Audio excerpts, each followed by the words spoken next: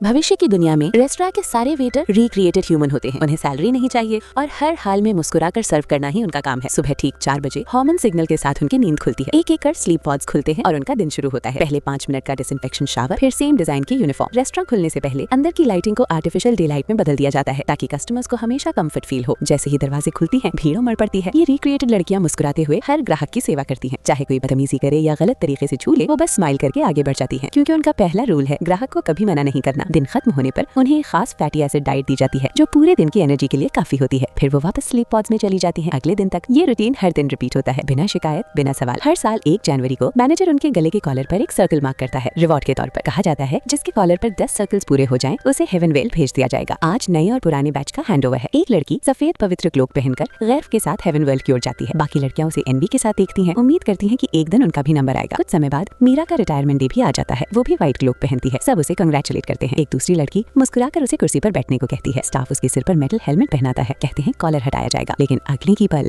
मीरा की वही मौत हो जाती है। बटन दबते ही कुर्सी एक सर्जिकल टेबल में बदल जाती है। एक मशीन उसके टखने में टूल घुसाती है और स्विच दबाते ही उसे जानवर की तरह खींच लिया जाता है। ये सब मीरा 2 अपनी आंखों से देख लेती है। यही खुलता है सच। मीरा 2 वही पहली रिक्रिएटेड इंसान है जो कभी भाग निकली थी। मीरा को कहाँ ले जाया गया ये जानने के लिए वो एक आदमी के साथ अगले कमरे में जाती है। अंदर का नजारा देखकर दोनों सन रह जाते हैं। मरे हुए रिक्रिएटेड इंसानों को फैक्ट्री में उल्टा लटकाया गया है। मशीनें उनके शरीर से मटेरियल निकालकर नई जनरेशन के रिक्रिएटेड इंसान बना रही हैं। मीरा 2 के अंदर गुस्सा उबल पड़ता है। अब उसे हेवन वर्ल्ड नहीं चाहिए। अब वो सच जान चुकी है और यहीं से वो फैसला करती है इस सिस्टम के खिलाफ बाकी रिक्रिएटेड इंसानों को साथ लेकर बगावत करने का।